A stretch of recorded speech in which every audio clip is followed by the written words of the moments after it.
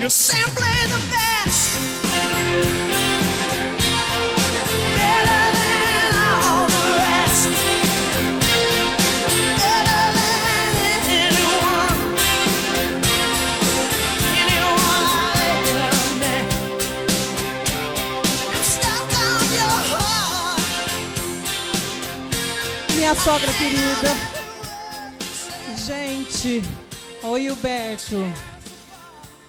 Gente, boa noite. Boa noite. Olha, satisfação tremenda, tremenda. Mais uma vez, e eu aqui de Antara Gold. Olha só, Paulo, veja só isso. Partido da Frente Brasileira, veja só isso. Eu estou saindo que é pedra e tudo que é canto é diamante. Eu estou quase o Congo, sabe? Eu estou me sentindo um país africano explorado pelo esse povo branco. Ai, desculpa, jamais pensaria uma coisa dessa, gente. Mas eu estou assim, caminhando e saindo pedras. Bom, de vez em quando, sempre vem um e que fala alguma coisa nas redes sociais, dizendo que a pobreza, o Bolsa Família, a desgraça, o povo. E sempre quem fala isso está sempre de um lugar muito bacana. Eu gostei daquele dia, aquele rapazinho, eu esqueço o nome dele, que ele tem o domínio da comunicação aqui no estado de São Paulo, no Rio de Janeiro. Esqueço o nome dele, Luciano, esqueci seu nome.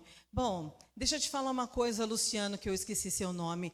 A gente pode até falar sobre o Bolsa Família, desde que você venha para o lado de cá, para o nosso lado, aqui, para o Capão Redondo, porque quando a gente fala de privilégio de falar que Bolsa Família faz com que aumente a pobreza no nosso país, muita sem vergonhice. E é por isso que a gente precisa mudar os nossos políticos, por isso que a gente precisa votar em pessoas que nos representem. Por isso que a gente precisa fazer essas pessoas todas desempregadas. Não só o Luciano Huck, mas como todos os políticos aí. Do Luciano Huck, eu recomendo que a gente pare de assisti-lo todo domingo. Um beijo, querido. Sábado eu te encontro, tá? Bom, eu sou a Tati Regina e esse é mais um Fala aí, Tati. Começando com essa crítica, porque nós estamos num momento decisivo. É um monte de político nos procurando, é um monte de gente falando, olha, você precisa votar em mim. Só que aí a gente está vendo um monte de gente que está contra a escala 6x1, né? Fica naquela discussão, só que os caras mesmo, eles mesmos não trabalham, né? A semana inteira, tadinhos.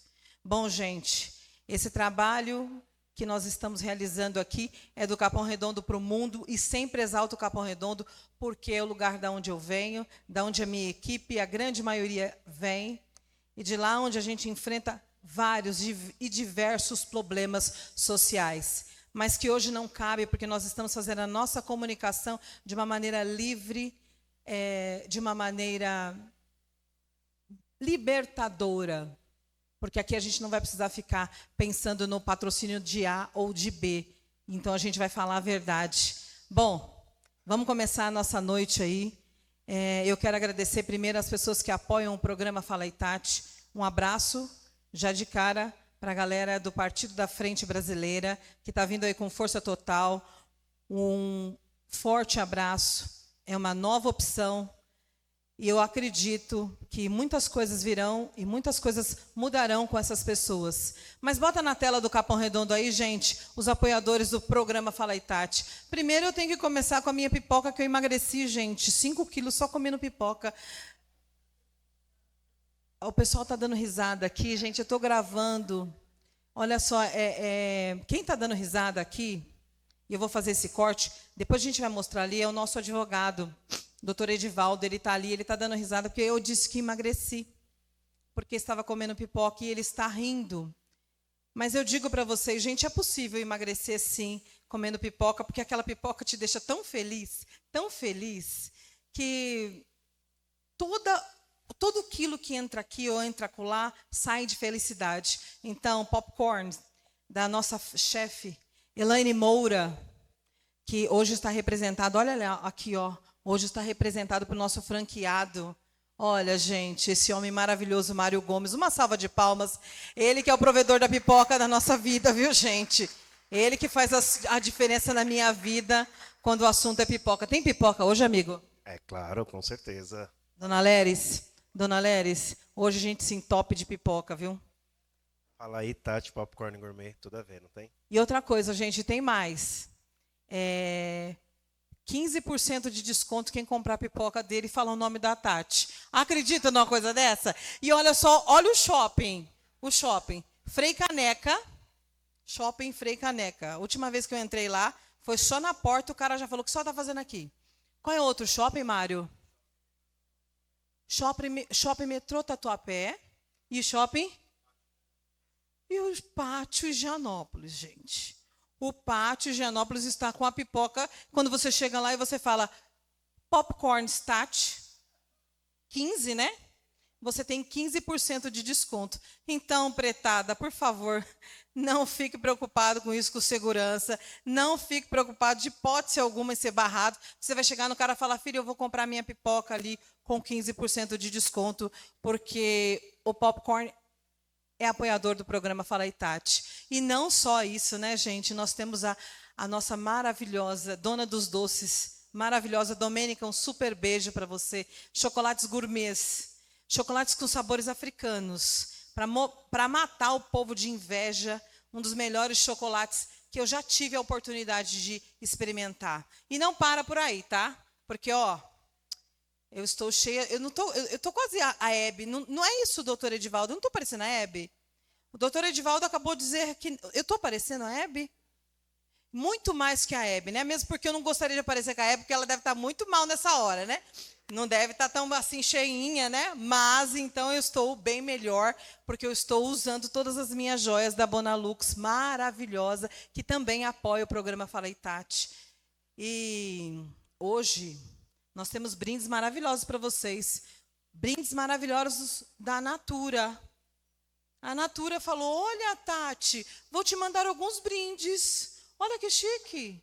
Então, a minha amiga Jenny, maravilhosa, mandou aí brindes da Natura para o programa Fala aí, Tati. O pessoal achou que a gente ia aparecer com qualquer coisinha? Não, é simplesmente a Natura, viu, doutor Edivaldo? Eu vou pegar hoje o Senhor para Cristo, porque o Paulo, depois da dança que o Paulo fez aqui, a dança do ventre, eu que sou uma pessoa de origem argelina, o Paulo acabou com a música argelina, os movimentos aqui do Inimigos do Ritmo, né? Então, hoje eu vou pegar deixar o Paulo de lado e vou ficar com o doutor Edivaldo, advogado do Partido da Frente Brasileira.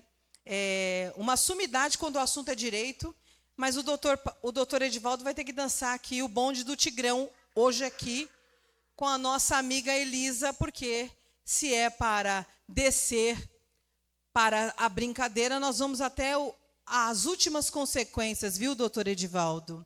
Bom, gente, o pessoal vive falando do meu cabelo. Gente, eu falo, feitiçaria é com a Jussara Ribeiro.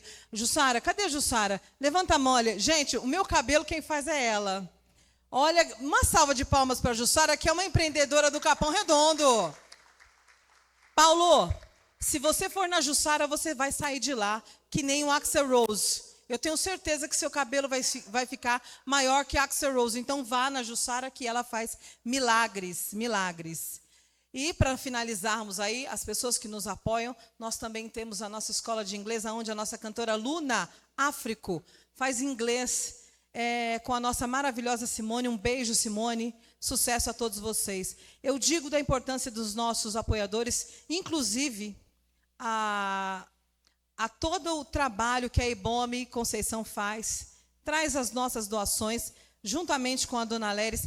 Gente, eu preciso dar um presente. Alex, antes da gente começar, uma das minhas meninas, por favor, eu tenho um presente para a dona Leris. Dona Leris, eu quero que a senhora receba esse presente com muito carinho, por conta da nossa amizade e o respeito que a senhora tem para com o Fala aí, Tati, de todas as alimentações que a senhora traz e que é entregue para a galera do Capão Redondo. Então, uma salva de palmas. Vem para cá, dona Leris. Pessoa maravilhosa. Isso é um mimo do programa para a senhora, para a gente já começar com essa solidariedade e dizer que o Capão Redondo agradece. Muito obrigada, de coração, viu? Eu que agradeço, maravilhosa. Nós somos muito, mas muito felizes, viu, dona Leris, de ter a senhora ao nosso lado. Bom, gente, eu falei agora que uma das mulheres que eu mais admiro é essa que vai vir agora. Ela tem uma história fantástica. Uma história que mudou a vida de milhares de outras mulheres trans nesse país. Mas eu vou contar uma história para vocês. Eu tinha um aluno, eu trabalhava numa escola ali na Vila Olímpia. Olha só, nem as paredes eram pretas, mas eles me contrataram. E quando eu cheguei nessa escola, logo os donos, os mantenedores chegaram para mim e falaram assim, olha, escola de alto padrão, geralmente é no máximo 12, 15 alunos no máximo. E eu fui dar aula de oratória, fui dar aula de língua portuguesa para um grupo de alunos do 3º ano. Quando eu cheguei na escola, o dono já disse para mim o seguinte, olha, presta atenção, aqui a gente não muda o nome de ninguém. Todo mundo tem o seu nome no registro e aquilo tem que ser respeitado. Ele falou isso para mim. E quando eu cheguei na sala de aula no 3º ano do ensino médio, um aluno chegou e falou para mim, muito grosseiramente, olha, o meu nome é Heitor, tá? Faça o favor de me chamar de Heitor, porque se você não me chamar de Heitor, eu não vou te respeitar de jeito nenhum. E saiu, sentou e ficou ali. E eu cheguei para a coordenadora e falei para ela assim, nossa, um aluno foi bem ríspido. Aí ela disse para mim, o nome dele não é aluno, é aluna.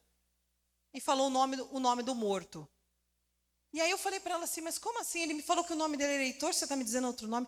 É porque ele está com essa frescura agora de dizer que ele é um menino, mas ele é uma menina. Foi a primeira vez que eu tive o contato com uma pessoa trans.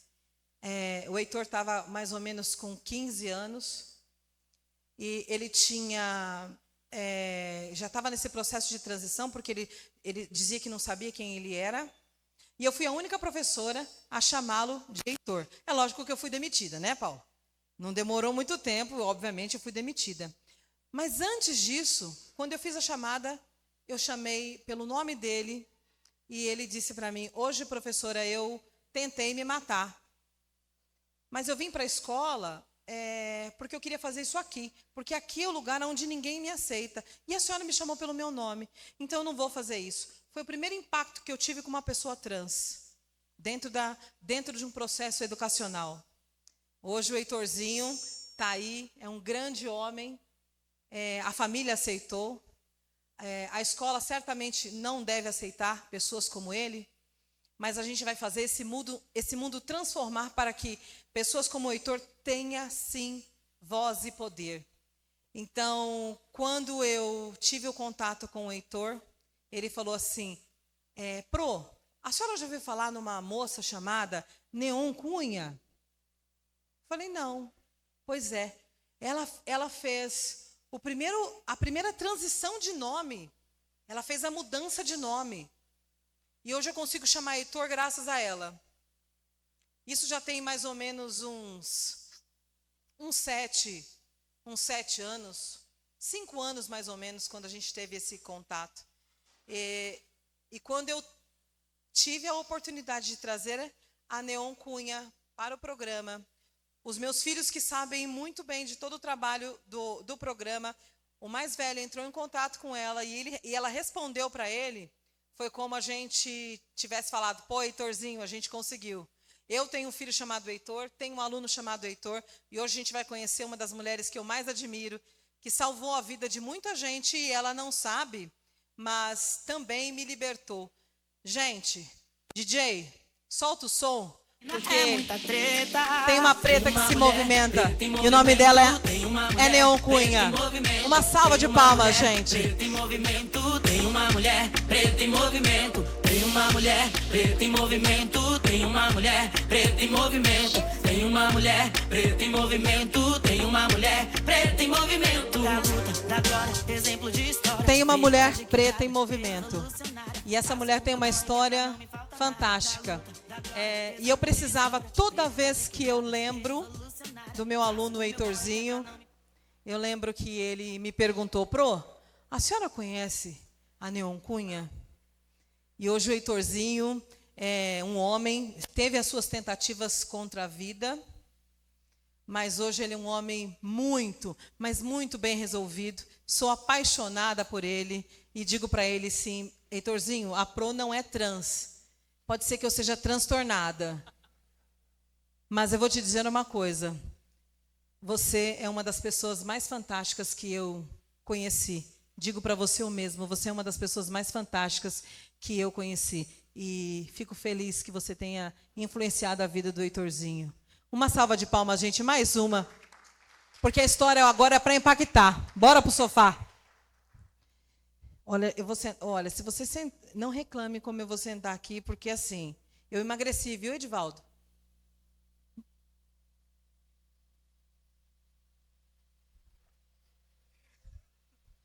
Melhor a gente nem entrar nesse assunto. Eu emagreci, foi 18 quilos, Edivaldo. Como é que você pode me falar que eu emagreci 5 quilos? Mas deixa isso para lá. Por favor, cortem essa parte aí, tá? Ai, que absurdo. Edivaldo, daqui a pouco você vai ver o que é. Elisa, é o bonde do Tigrão, tá? Doutor Edivaldo, bonde do Tigrão.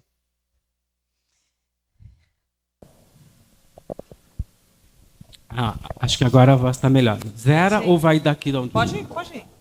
E aí ela migra com meu pai, que é um homem branco de família interracial, ela também. Mas ela é uma mulher negra de pele não escura. E para mim isso é muito importante colocar isso, porque depois eu vou relatar uma coisa que ela me disse que é muito importante e consolida a minha existência a partir dela. Com 2 anos e meio eu afirmo para minha mãe que eu sou uma menina, e aí ela tem uma relação muito forte com as religiões de matriz africana. Naquele momento ela vai aos terreiros de Umbanda e de Candomblé. E também ela tinha uma religiosidade que eu falo que ela é uma mulher muito mais laica que o próprio Estado brasileiro. Ela acolhia todas as religiões. E eu me afirmo menina, e eu me afirmo, eu não pergunto para ninguém, não tem outra menina em casa. Eu vou ter uma irmã mais tarde, depois de uns 2 anos. Ela vai me levar para os terreiros e vai dizer para o povo, olha, entre outras coisas, que eu não vou abrir muito aqui, e chegando no terreiro, eles entendem, falam assim, olha, essa menina é de Iansã de Ogbalé. E, para quem sabe, é a senhora que lidar com a morte. E aí, uma série de rituais. No final, eles fecham com Iansã e Exu para mim. Então, eu vou caminhar na vida com Exu e com Iansã. Eu sou de Exu e para Exu. Por isso que eu peço a Láfia e sempre vou saudar Exu. Hoje eu não vou aos terreiros, mas o meu compromisso com a orixalidade é mantida. Vai ser sempre mantida. Eu estou dizendo isso porque, naquele momento, ela entendeu. Ela já havia gestado. E mais tarde ela vai revelar, falou assim, eu sempre quis uma filha e uma companheira. Isso muda tudo. É uma família muito pobre, vão nascendo as crianças, e eu vou sendo a que cuida de outras crianças. Então, quando as pessoas fazem aquelas piadas perversas e cruéis que dizem, mas você brincava de boneca? Não, eu não brinquei de boneca. Aliás, eu não brincava.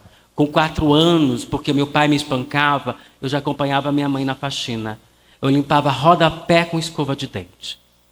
E eu me lembro muito bem de uma coisa que eu aprendi com minha mãe, que eu falava assim, eu ficava muito brava, porque a gente terminava a faxina e eu queria ir embora. Eu queria minha mãe. Eu queria voltar para minha mãe. Eu era desesperada pela minha mãe. Porque se meu pai me espancava, minha mãe me acolhia, e aí depois ela vai revelando coisas. Como ela dizia assim, ela adorava quando ela voltava da faxina e eu estava vestida na roupa dela. Eu queria ser minha mãe. Eu não queria ser nenhuma top model, eu não queria ser essa mulher sofisticada e linda. Eu queria ser minha mãe. Eu tinha certeza que eu ia ser a maior faxineira do Brasil, como minha mãe era. Toda vez que me perguntam da minha formação, eu digo, você quer saber qual? A acadêmica ou a mais importante? A mais importante é a faxina. Foi na faxina que eu aprendi a olhar detalhe por detalhe. Mas houve uma coisa que ela me ensinou que foi mais importante, que eu uma vez pergunto a ela assim, que a gente não podia fazer barulho. Gente, a gente está falando do Brasil dos anos 70. As patroas, minha mãe falava assim, que a gente não podia morar na favela, porque as pessoas não davam emprego para quem morava na favela. E eu perguntei por quê. Ela falou assim, porque elas não gostam que as pessoas chegam com o pé sujo de barro. Então você tinha que morar num lugar que não tivesse barro, para você não sujar a casa das senhoras. Mas uma vez eu pergunto para minha mãe e falo assim, mãe, Mas o que a gente faz mais isso? Ela falou assim, que a gente não podia falar, não podia fazer, ela tinha que virar uma coisa absurda. E eu não estou falando de patroas milionárias, estou falando de classe média mesmo, né? De um povo que se acha. E eu pergunto, falo com ela, ela diz assim, olha, não se preocupe, a gente precisa ser invisível. Mas eles vão lembrar da gente pela nossa excelência. O povo preto sabe o que é isso. Sabe o que é ter excelência para ser invisível.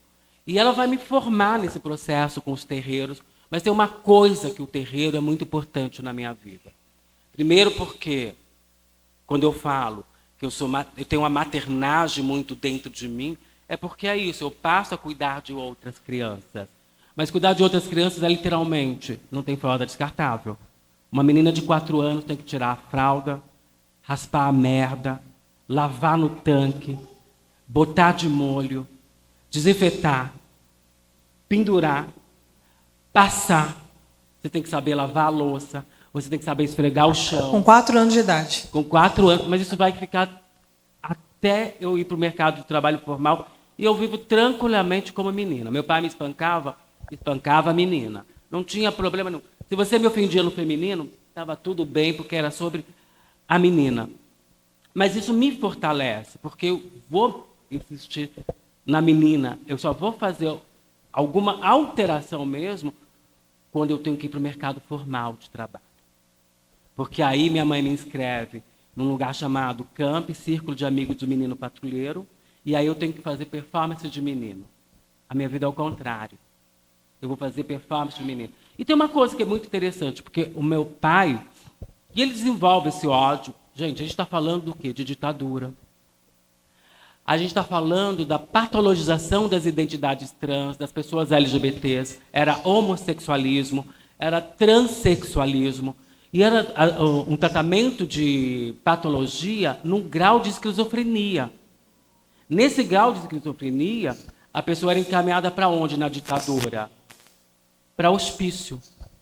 E para qualquer família ter uma pessoa com adoecimento mental, as pessoas diziam que os genes era ruim, que aquela família tinha problema. Então as pessoas iam lá e pesquisavam, falavam, mas se a sua família tem uma pessoa, abre aspas, loucas, fecha aspas, a sua família era amaldiçoada praticamente.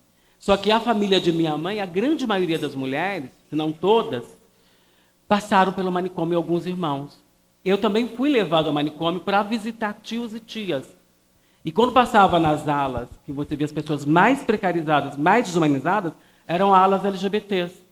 Eles não falavam, às vezes diziam para mim, se você não tomar jeito, você vem para cá. Eu me lembro muito bem do Charcot e do Juqueri e de ver as pessoas. Eu tenho uma tia que sai, que eu visitava, que quando eu fugia de casa, eu ia para casa dessa tia, grande fuga de casa, ia para casa da tia, né? Mas tudo bem. Mas aí eu ia para casa dessa tia, que eu era fascinada, que é a tia Lalade, até que um momento eu chego, tia Lalade não está, eu falo assim, mas cadê tia Lalade? Ela sumiu. As pessoas falam assim, olha, tia Lalade foi viajar. Mas eu volto, no outro momento, tia Lalade aparece com a perna amputada numa cadeira de roda. E eu começo a perguntar, o que aconteceu com tia Lalade? Até que uma prima fala assim, olha, ela foi para o hospício, ela tomou o eletrochoque e gangrenou a perna, amputaram a perna dela no hospício. Eu sabia o que era hospício, eu sabia o que era eletrochoque, eu sabia o destino que diziam que eu teria se eu não me comportasse a maneira como queria. Eu estou trazendo isso para a gente fazer uma leitura social do Brasil, dentro daquilo que você me pede da minha trajetória de vida, porque dentro do que eu vou lutar depois, assim, e vou me afirmar. Gente, é uma complexidade. Eu volto para minha mãe, para a tia Lalade, por exemplo, porque quando a gente fala da luta antimanicomial no Brasil, que foi agora, dia 18 de maio, a gente tem Dona Ivone Lara, que é uma mulher negra do samba, Exatamente. comprometida com assistência social, com uma série de questões. Isso tudo vai somando na minha vida. Tentando encurtar um pouco essa história, eu vou trazer 2 episódios muito importantes de que, por mais que eles te odeiem, por mais que eles tentem te maltratar, quem você é que vai te sustentar e vai te dar força. A primeira série eu estudei sem livro, praticamente o ano inteiro. Minha mãe fazendo faxina, o prefeito de São Bernardo não entregou a Caminho Suave, que era a cartilha, e eu ia na casa de outras crianças, copiava a matéria 1, 2, 3. Eu adiantava a matéria, já fazia a lição, até que uma vez meu pai me encontrou na rua, que eu estava chegando tarde, ele não perguntou o que eu estava fazendo, ele me levou para casa, me espancou.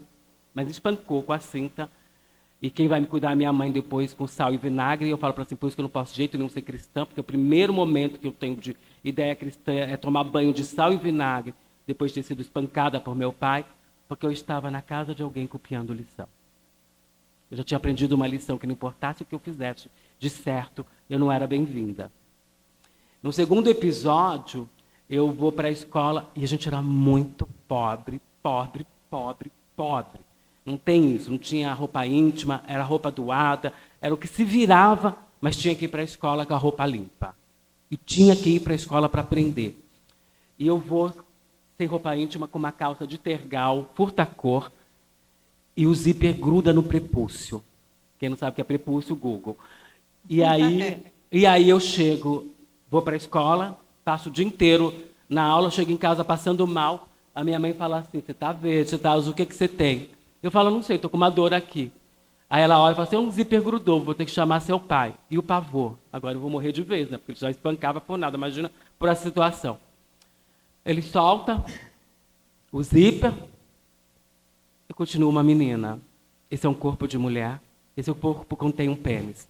Esse é o pênis de uma mulher. Aquilo não me impediu de ser uma mulher. Mas por quê? Porque eu aprendi nos terreiros de candomblé que o corpo não se maltrata, o corpo não se viola. O corpo é instrumento do ori, do sagrado, de orixá. Eu aprendi que o corpo não se maltrata, o corpo não se viola, ele é instrumento do gênero. Essa mulher sustentou esse corpo. São passagens muito importantes porque isso vai me redimensionar. E aí eu vou ser caminhada para o mercado de trabalho, fazer um papel de gênero com a ironia da vida. Eu vou ser encaminhada para o gabinete do prefeito Antônio Tito Costa. O mesmo prefeito que não me entregou a cartilha, eu ficava sentada debaixo da escada, onde literalmente as pessoas brancas passavam para o Salão Nobre. Esse é um pouco dessa trajetória. E lógico, quando minha mãe, na primeira série, não desiste de mim, é assim que eu vejo, e no final do ano, a faxineira me entrega a cartilha Caminho Suave, que eu queria ter guardado para o resto da vida, que foi um dos meus maiores tesouros, e lógico que sumiu na casa dos meus pais quando eu sou expulsa, ela me deu uma lição. De que era ali o meu lugar. E ao longo da vida, eu sou a primeira filha a se formar numa universidade, tem um irmão que se forma antes, eu sou a primeira filha a se formar, depois o outro se forma, mas eu sou a primeira. Aliás, eu não comemorei com a minha família a minha formatura. Eu comemorei nas esquinas com as travestis e com as transexuais. Mas a minha mãe celebrou. E depois, quando eu sou expulsa de casa, é essa mulher que a gente se encontra escondidas nos mais diversos lugares, num pacto de mulheres negras. Então, isso é para introduzir a história de como, primeiro, eu me identifico no gênero. E como eu digo para as pessoas, eu só poderia ser uma mulher porque eu sou filha de minha mãe.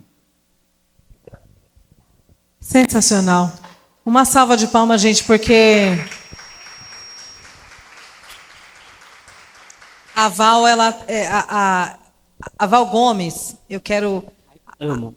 A Val Gomes é uma mulher fantástica. Aliás, tem um documentário chamado Coleção Antirracista. É fundamental que todas as pessoas assistam este documentário da Val Gomes, uma pessoa maravilhosa, uma grande amiga. Como que as histórias, né? Eu falei para você lá atrás do Heitor, quando ele me perguntou quem era, se eu sabia quem era a Neon Cunha. E eu falei para ele, não, eu não conheço. Ele falou, a senhora precisa conhecer. A história dela me inspirou a ser quem eu sou. E aí, quando eu conheço a Val Gomes, assisto o documentário que ela fez, uma equipe maravilhosa. Quem está lá dando um depoimento que foi assim impactante na minha vida e na vida dos meus filhos, Neon Cunha. E aquilo assim foi assim fora do comum, toda aquela declaração. E quando eu vou saber quem é você, a história da pessoa que colocou a vida em xeque, em detrimento de um sistema extremamente preconceituoso, racista, transfóbico. Ela deu a vida dela, ela traz com essa ação várias outras mulheres e vários outros homens que falaram, essa mulher me inspira. Eu quero que você conte essa história, porque muitas das pessoas não sabem o tamanho, a magnitude que foi a sua ação. Bom, a gente volta para a ditadura, porque também vou fazer uma denúncia depois sobre as operações de extermínio. Não sei se as pessoas conhecem, mas aqui o Estado de São Paulo, a cidade de São Paulo, né? Ela vai instituir um processo que é a execução de pessoas trans e travestis no centro de São Paulo, que vai se chamar Operação Riquete, Rondão, Arrastão, e o nome mais famoso, Tarântula. E até um fenômeno que a gente fala, que pela primeira vez a Polícia Militar e a Polícia Civil trabalham juntas. E aí Que não acontece muito, né? Raramente. É só caso de muito dinheiro, né? Como a gente está assistindo umas coisas agora. Sim, sim. De milionárias, né? Enfim, mas basicamente o que era essa operação, né? Era tirar essas pessoas do centro da cidade. O próprio prefeito Jânio Quadros falava que precisava limpar a cidade dos anormais. Aliás, tinha um slogan, né? Varre, vassourinha, né? Não que eu me lembre, porque eu sou bem mais nova, né, amiga? Eu acredito. Então, mas muito nova, mas eu cantava esse negócio numa reprise que foi direto do Túnel do Tempo. E é um dos processos de gentrificação. E de higienização de centros, exatamente. Né? E, eles tinham, e a gente tem que lembrar que majoritariamente a população que vivia da prostituição no centro de São Paulo, além de imigrante, era racializada. Era uma população negra. A gente está falando aqui da região da Luz, que sabe que as pessoas viviam, majoritariamente ainda vivem de uma prostituição muito precarizada. Bom, enfim, eles criam isso, perseguem. Eu vejo pessoas serem executadas. Eu estou na Santa Isabel com Amaral Gurgel, a gente está na esquina, eu e minhas amigas, tem uma travesti negra, policial desce, ele aponta a arma, dá um tiro na testa, ele olha para a gente e fala, que foi? Vocês nunca viram melados correndo? Qual enquanto estão vivos? Eu tinha 15 anos. 15 anos. Mas eu trabalhava e estudava.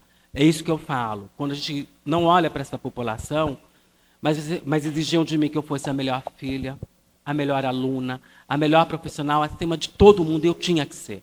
Porque eu era marginal, que tinha que provar. Os meus irmãos não passaram metade do que eu passei. Eles não entregaram aos meus pais o que eu entreguei. Inclusive, eu sou uma funcionária pública de 44 anos de prestação de serviço. Um dos motivos de me manter no emprego foi a garantir a meu pai e minha mãe um convênio médico. Pergunta se os filhos cis héteros se preocuparam com isso. Ao contrário, tiveram seus filhos, seus netos, meus pais continuaram criando e eu expulsa de casa. Mas eu trouxe essa operação porque é uma memória muito latente de quantas pessoas na ditadura, e a ditadura para a população trans, ou para a população LGBT, mas principalmente a população trans, não finda em 1985. Depois a gente vai ter o advento do HIV e da AIDS, que a gente está falando que o Estado não entrega os instrumentos de proteção individual e as pessoas começam a se cortar para se proteger do ataque dos policiais. E eu não vou entrar aqui nessa área porque ela é muito pesada. Isso pode ser um outro lugar, porque a gente está falando de estupro, de violência de gênero, de como os policiais os humilhavam, como os próprios marginais humilhavam a gente. E eu vou ser uma das olheiras de esquina para as cafetinas, literalmente, porque a prostituição também salvou muita vida, tem que colocar nesse lugar, porque você não tinha trabalho formal, você era migrante. E depois a gente tinha uma piada entre nós, mulheres trans e travestis, que era a solução do Brasil para a mulher trans e travesti é o quê? O portão de embarque, a migração para a Europa, a quantidade de gente que fugindo dessas operações vão para lá. Aí a gente poderia pensar em vários casos, acho que o caso mais famoso é o da Gisberta Salsi Júnior, que é cantada na balada para a Gisberta, com Bethânia, que sai do Brasil e vai ser executada, assassinada em Porto, Portugal, em 2006. Aí tem o fenômeno da Roberta Gambini, que é a Roberta Close, entre até uma Lipo, várias coisas. Então, você vai vivendo tudo isso. Com 26 anos, eu não tinha mais uma amiga viva. Ou elas tinham sido assassinadas, eu tinha um coletivo de 5 amigas que a gente era muito próxima. Ou elas eram assassinadas. Eu me lembro da Luísa Pruchassi, que é uma amiga muito próxima, ela vai para a Europa trabalhar na Itália, trabalha com fotógrafo, chega até Cannes, chega em São Paulo, volta, feliz, me liga, comprei um apartamento na Aurora, Boca do Lixo. Boca do Luxo, Rego Freitas, isso aqui, porque iam fazer a Las Vegas. Isso é outra história que daria um enredo ótimo. Mas a Boca do Lixo, ela vai comprar na Aurora e falar, comprei, estou feliz, vai me visitar. Ah, esse final de semana, a gente não tinha celular, a gente tinha que se virar. Ela me ligava no trabalho, então você não podia falhar.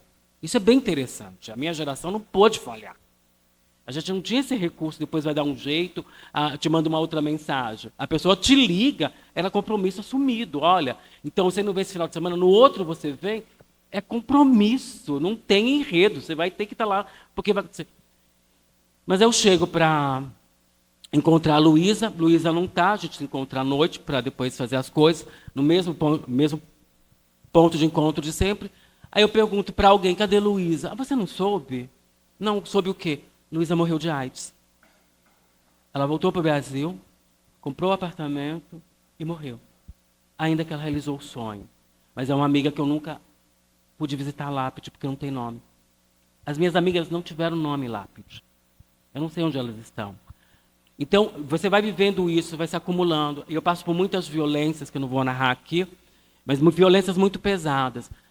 Em determinado momento eu olhei e pensei assim, para ter a mudança de nome e gênero no Brasil, você precisava de laudo de psiquiatra, psicólogo, endocrinologista dizendo que você tinha uma taxa hormonal equivalente de uma pessoa cis. Nem as mulheres cis têm essa taxa hormonal equilibrada como eles querem.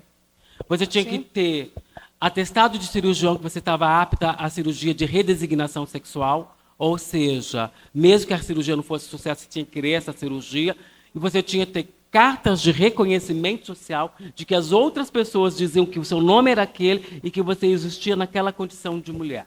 E mesmo assim, se você, de posse de tudo isso, você chegasse num juiz, tivesse feito uma entrevista, ele achasse, ou uma juíza, ele achasse que você não era mulher o suficiente, ele poderia te dar um nome e não um gênero. Eu tenho uma amiga que ela tem um nome de mulher e o gênero de homem. Porque a pessoa, ali na hora, decidiu que ela não era mulher o suficiente. Que também é quando a gente vai discutir a categoria travesti e transexual durante muito tempo, que as pessoas dizem, transexual é isso, travesti é aquilo. Por isso a gente falou assim, olha, é igual autodeclarado, como a pessoa se percebe, mas no final está na mesma categoria todo mundo, são pessoas trans. Isso tudo vai se somando até que o momento que eu falo assim, eu trabalho, eu pago imposto, eu sou maltratada no serviço público. Eu não penso porque eu sou uma funcionária pública de excelência que me respeitaram. Fui muito humilhada. Mas você tem que erguer a cabeça porque tem que ter um objetivo além de só a minha vida, só eu sou importante. Em determinado momento eu olhei e falei assim, não, isso não está certo. Aí eu comecei a pesquisar, e eu pesquisei muito profundamente o que era a retificação de nome e gênero no Brasil. Comecei a falar com os advogados, inclusive advogados LGBTs, eles debochavam de mim. Quando eu falava assim, eu não quero apresentar nenhum laudo. Se for possível, eu não quero apresentar nenhuma fotografia. Porque é impossível, que eu só quero mudar a minha condição. Estar em conformidade com quem eu sou. Ninguém queria. Aí tinha uma possibilidade de ter uma lei de identidade de gênero no Brasil, tocado pelo Jean Willis e pela Érica Cocai, que não foi para frente. Eu esperei 1 ano essa lei. Eu falei assim, acabou aqui. Eu contratei um advogado. Por sorte, ele era casado com uma mulher trans. Isso facilitou muito para uma mulher trans, que é minha amiga, que é Daniela Andrade, que eu amo, que está no Canadá. Ele topou, eu falei assim, olha, eu quero fazer uma ação, mas eu não quero apresentar nenhum laudo clínico médico, porque eu não sou doente. Eu tenho acompanhamento psicológico, porque eu passei por um estupro, eu precisei de acompanhamento psicológico. Eu pago esse acompanhamento, não é o Estado que me oferece. Na vez que eu fui violentada na condição de mulher, o Estado não me considerou, ele não registrou o estupro a qual eu fui submetida por 3 indivíduos armados. Eu tive que me virar sozinha, eu falei assim, agora é tudo ou nada. Se eu não posso existir na minha condição plena de mulher, eu quero que esse Estado me dê uma morte digna. Porque eu posso escolher a forma como eu vou morrer, o lugar aonde eu vou morrer e, acima de tudo, as pessoas que vão assistir a minha morte. As pessoas que vão acompanhar a minha morte, que são as pessoas que estão próximas de mim. Isso chegou até a ONU. Isso, na verdade, teve o advogado, inclusive, ele fala para mim o seguinte, ele falou assim, olha, a gente não vai conseguir no Brasil, a gente só vai conseguir na OEA. Mas eu sou de Exu. E se eu fosse você, eu não folgaria com a filha de Exu. Porque se Exu te cuida, meu bem, os caminhos se abrem antes. Eu articulo junto com o Gueledés, Instituto da Mulher Negra. Sim. E eu já estou ali com o Gueledés, com o Nilza Iraci, principalmente Nilza Iraci, num grupo chamado Enquanto Viver Luto, que são mulheres vítimas de violência do Estado. Então, são mães que tiveram seus filhos executados pelo Estado, mulheres que passaram por uma série de violências do Estado, de exclusão a partir do Estado em categorias profissionais, em questão de identidade de gênero, orientação sexual. E elas levam a denúncia naquele momento, inclusive, do caso da Luana Barbosa, que é do interior de São Paulo, uma mulher lésbica negra, que é executada pelos policiais, e a Verônica Bolina, que, se vocês pesquisarem, eu não recomendo, que são imagens muito violentas, elas são muito... A Luana Barbosa morre, né, pelos agentes do Estado, e a Verônica Bolina, que é muito massacrada. É um caso que eu acompanhei muito de perto. Mas quando eles apresentam na OEA, a Organização dos Estados Americanos, uma alta comissária foi designada para vir ao Brasil. E aí, por sorte, ou por Exu, eu vou dar um depoimento para essa alta comissária. E aí, quando eu digo que, inclusive, é o que o advogado fala assim, olha, a gente não vai conseguir no Brasil. Pode ser que leve até 10 anos para conseguir isso. No mesmo ano. É lógico que eu não vou abrir aqui, mas eu fiz uma corrida jurídica sem precedentes. Eu fui atrás de grandes nomes. Eu sabia quem eram os grandes nomes naquele momento. Falei com gente de peso. Mas mais do que isso, quando o processo, o advogado falou assim, olha, eu falava o tempo todo para o advogado, este não é um processo jurídico, esse é um processo político. Ele não estou entendendo. Mas a gente que sabe que, se você quer sucesso, mantenha segredo, não precisa explicar tudo. Este não é um processo, esse é um processo político. Ele me liga e fala, o processo saiu. Ele entrou. Eu falei assim, então tá bom, agora é comigo. No mesmo dia, eu ligo para um amigo jornalista, eu falo, eu quero publicar na Folha. Aí ele bate, ele estava fora do Brasil, ele bate com outro jornalista, ele bate com o editor, a gente quer a matéria, só que você vai ter que fazer na primeira pessoa. Isso é uma responsabilidade sua. Mas eu precisava que fosse na Folha de São Paulo, porque eu sei quem me odeia ler a Folha, ou o Estadão. Vai para a Folha. Na Folha, o contato Caligares, que era o psicólogo, uma sumidade da psicologia, faz um texto. Depois, uma cátedra, uma sumidade do direito, que é a Flávia Piovesan, também faz um texto sobre mim. Eu ganho 2 doutrinas, uma para a psicologia e psiquiatria, e outra doutrina para o direito, que é um texto que é consolidado e vai virar referência. Eu consigo esses 2 textos. Aí, Ana. Mas, quando chega para o depoimento com a OEA, uma coisa me impactou. A alta comissária diz exatamente isso. A OEA deve isso às pessoas trans, Neon. É a primeira vez que uma pessoa trans está falando presencialmente na OEA. E aí eu lembro todas as pessoas. Que só foi possível porque o movimento de mulheres negras levou essa mulher negra e trans para a OEA. Não foi, por isso eu nunca vou subestimar. Eu sempre digo, antes de ser qualquer coisa, eu sou uma mulher negra.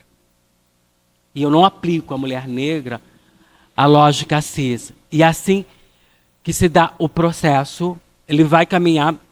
Ele é um processo que eu dou esta visibilidade porque eu falo assim, isso não é uma discussão sobre a minha vida. É uma discussão sobre a vida das pessoas trans. Imagina você, eu não conheço nenhuma outra categoria no Brasil. Está lá no artigo 5º da Constituição. Ninguém será submetido à tortura, à violação, nada. Ninguém fará nada senão em virtude de lei. Não há uma lei que te obrigue a fazer uma cirurgia para você fazer mudança de nome e de gênero. Mas para essas pessoas existia essa compulsoriedade de você... Eu dizia o tempo todo, eu não tenho nenhum problema com o meu corpo. Aliás, se você perguntar hoje, a maior pesquisa de pornografia do Brasil é de mulheres trans e travestis. Sim. Pergunta se aqueles homens querem que elas sejam redesignadas, que elas façam cirurgia. Ao contrário. Mas aí tem todo esse processo. E eu também não imaginava o impacto, sabia da necessidade. E aí, por sorte, a alta comissária recolhe meu depoimento, vem essa história. No final do ano, na calada da noite, porque o processo tinha sido recusado. Tinha sido pedido vista, pedido laudos clínicos médicos, Ministério Público burro, fazendo uma série de coisas. Eu sei que o processo sai, volta, ele sai de uma vara, vai para a vara da família, em São Bernardo, e ele é autorizado. O que é mais impactante de tudo isso foi a primeira vez no Brasil que se usou o autodeclarado e a Constituição. O processo mais importante antes do meu, que eu considero, é da Roberta Close. A Roberta Close ela faz a cirurgia em 1989. Em 1990, ela entra com o pedido de mudança de nome e gênero, eles recusam. Em 92, ela tenta de novo, eles recusam. Em 95, ela tenta de novo. Ela vai conseguir em 2005. Depois de 2005. depois de 15 anos. Em 2006, o Brasil assina os princípios de Yogyakarta, que é uma referenda à aplicação dos direitos humanos às questões LGBTQIAPN+, no mundo. Tendo na comissão, inclusive, de Yogyakarta, no Sudão, a vice-presidência Sônia Correia, uma brasileira. Os governos brasileiros não divulgaram os princípios de Yogyakarta. Então, quando o meu processo sai, eu fico muito brava. Eu fico muito furiosa. Porque, em 1985, eu estava na rua lutando pela redemocratização do Brasil. Eu desci a rua, eu lutei pelas diretas já. Eu era uma cidadã brasileira lutando pela democracia. Como é que a Constituição só foi usada comigo em 2016? Faz 10 anos esse ano o processo. Em 2000, é a primeira entrevista dos 10 anos que eu estou dando, considero a primeira entrevista. Faz 10 anos o processo. Eu não pude mudar meu nome. Aliás, Neon não foi o nome que eu escolhi. Aliás, meu nome era Neumir.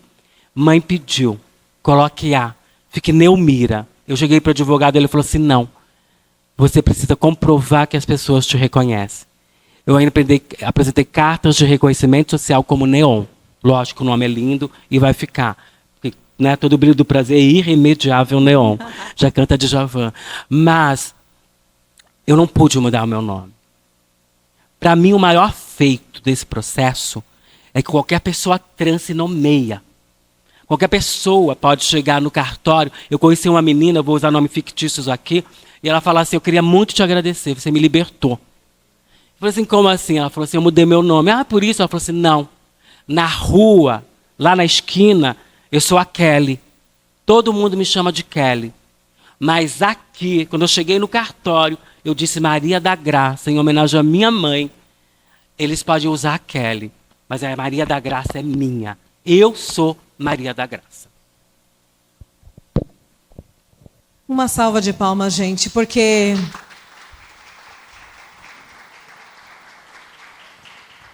hoje qualquer pessoa trans pode mudar o seu nome, ter o seu nome, Gênero. graças a esta mulher.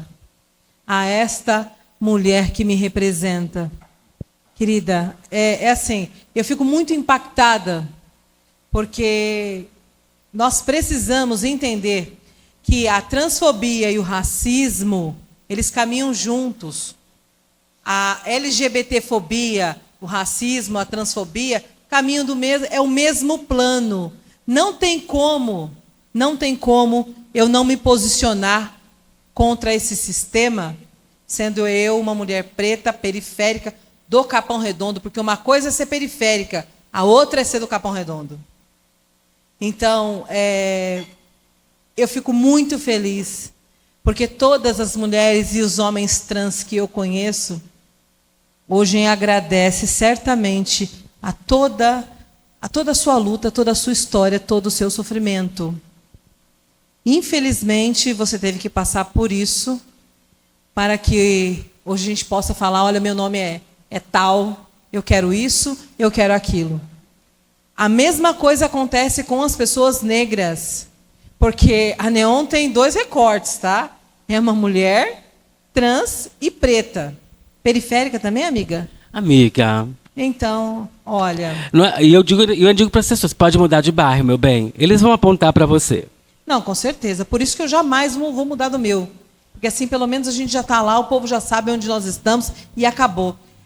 O recorte racial, ela também traz dentro dessa percepção, porque assim, as mulheres trans, as que mais sofrem violência são as mulheres negras. E eu vou dizer uma coisa para você.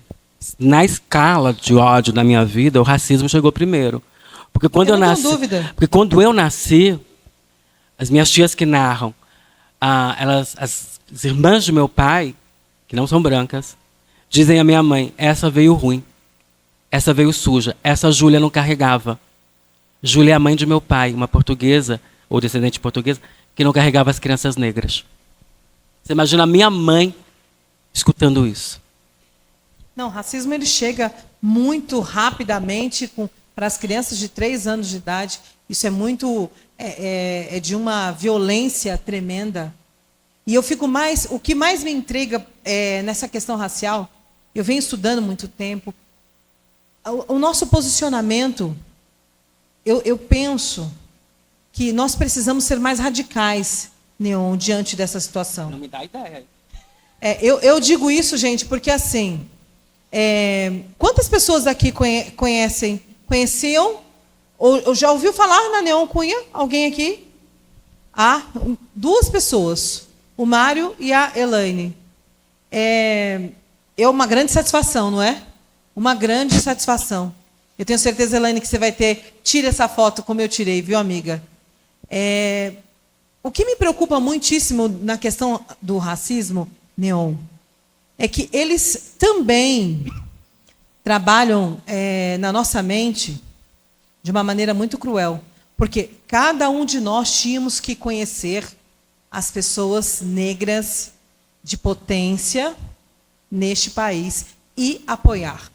É fundamental. Se cada um de vocês aqui, que estão aqui, entrar nas redes sociais e ver o trabalho social que ela tem, uma ONG maravilhosa, faz um trabalho belíssimo, belíssimo. Se cada um fizer este trabalho de ir lá, ver, eu tenho certeza que as coisas vão mudar. A gente precisa começar a nos apoiar de uma maneira muito mais crítica. Nós precisamos olhar para o nosso povo de uma maneira muito crítica. Nós precisamos nos posicionar de uma maneira muito forte, porque não dá mais para morrer, enterrar, ver pessoas sendo espancadas, mortas, eliminadas todo dia. Todo dia. Nós temos, lamentavelmente, uma polícia que foi criada para eliminar, exterminar a grande população negra, a população periférica, a população trans. Aquilo que eles determinaram, falaram, vocês são aquilo, vocês são aquém. Então, assim, o seu trabalho é inspirador para o meu filho Heitor, de 18 anos. Olha só, é inspirador para o meu filho de 27 anos. E é isso que a gente precisa fazer. A gente precisa se unir, se inspirar em pessoas que vieram fazer a diferença. Estar aqui hoje, Neon, eu tenho certeza que eu não vou precisar contar a história de tristeza, porque você sabe muito bem que fazer essa estrutura, fazer o que nós estamos fazendo aqui, buscando uma comunicação com o protagonismo nosso, porque a gente precisa, não só em documentários, mas no entretenimento, trazer pessoas brilhantes. Nós temos aqui, eu vi a minha escritora favorita entrando aqui, passando devagarzinho. Vocês viram? Minha sogra, você viu ela passando aqui? Devagarzinho. Cadê a minha escritora? Eu tenho certeza que ela está sentada. Uma escritora negra fundamental para a literatura brasileira. E não só ela, como diversos outros artistas. Então, assim, a gente precisa estar um do lado do outro, se apoiando, porque juntas nós somos muito mais fortes. Eu adoraria ficar mais tempo com você, mas o povo ali está quase infartando. Ali, ó, o meu diretor está quase mandando mensagem no WhatsApp, o DJ ali, ó lá. Já estourou o tempo? DJ, já estourou o tempo, DJ? Alô, DJ, ó. Gente, o que a Neon tem para contar não cabe em uma entrevista, não cabe em um documentário. O que eu peço para que vocês sigam as redes sociais. Paulo, é pesadíssimo. Nós temos o partido da Frente Brasileira, é um partido que está sendo construído com essa base de pessoas negras. Está sendo uma retomada importante para trazer o protagonismo político de pessoas negras. Paulo, é necessário você estar ao lado de Neon Cunha. Ela também conhecer todo o seu trabalho. É fundamental, não só para essas eleições, mas para as outras, e para fundamentar exatamente aquilo que a gente quer, uma política pública que pense na população negra, não só nos votos. Gente, esse momento tem tanta gente me mandando mensagem.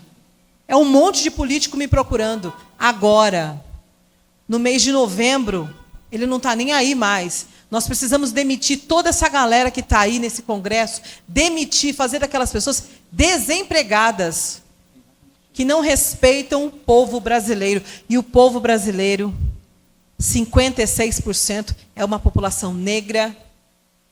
2 trilhões por ano é feito, sai do bolso da população negra, então a gente precisa fechar essa conta. A gente precisa se unir, se aliar, a gente precisa fazer uma revolução. Eu sou como origem argelina, o povo do continente africano, lá da parte de cima, e tem uma parte árabe, então a gente gosta de fogo, bomba, morte, fogo. Então, assim, Revolução. eu adoraria que a gente começasse a pegar em armas, mas não pode falar isso, não grave isso.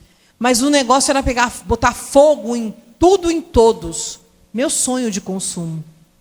Vivo sonhando. Olha, botei fogo no Congresso Nacional. Morreu todo mundo. Cortou-se as cabeças de todos. Olha que maravilha.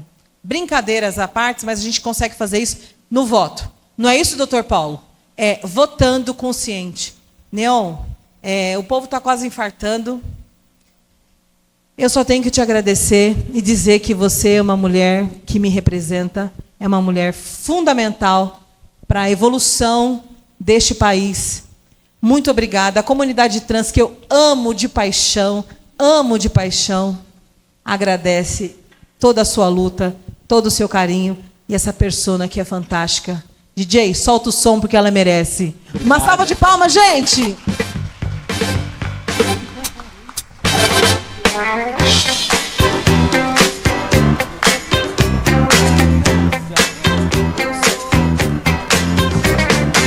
Olha só, Neon. Olha, menina. Olha, Paulo. Olha. Gente, eu não sei quem que arruma essa... olha a Cidinha, gente. Olha só.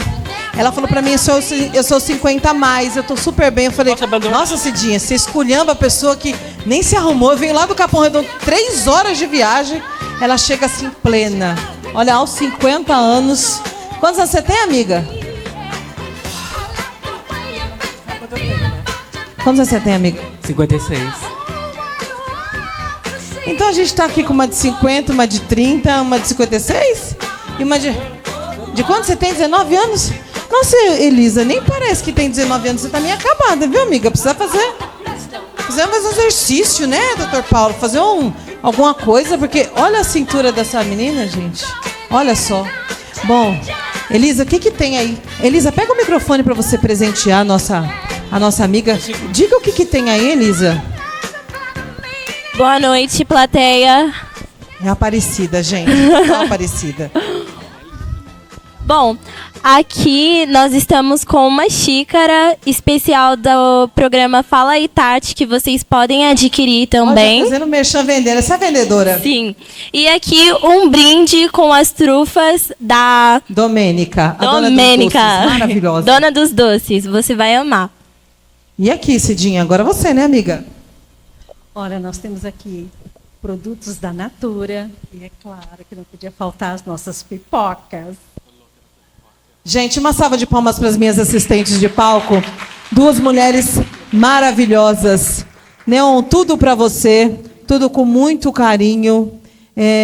A gente só tem que agradecer toda a sua força, toda a sua presença. Você é maravilhosa. Estou apaixonada. Gente, eu tenho o número do telefone da Neon Cunha. Eu não acredito. Aliás, esses dias, né? Eu aprontei uma coisa séria. E aí eu falei para Deus assim, olha, é o seguinte, o senhor tem que me perdoar. E ele respondeu, tá, me diz por quê. Eu disse, brother, eu quero ver se o senhor tem telefone de fulano. Ele ficou em silêncio. Eu falei, o senhor tem um telefone de cicrano? Ele também ficou em silêncio. Aí eu falei, para acabar com o senhor tem o telefone da Neon Cunha? Ele não disse nada. Eu falei, então, brother, me perdoa, porque eu vou chegar no céu metendo bronca, fazendo que nem a gente faz lá no Capão, assim, ó. Sinto muito, eu posso ser uma pessoa péssima, mas os meus amigos são os melhores. Uma salva de palmas, gente. Muito obrigada, meu amor.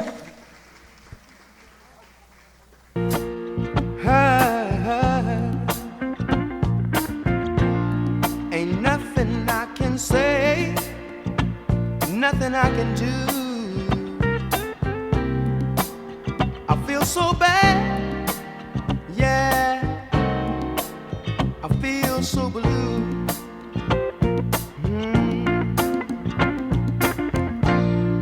I got to make it right for everyone concerned.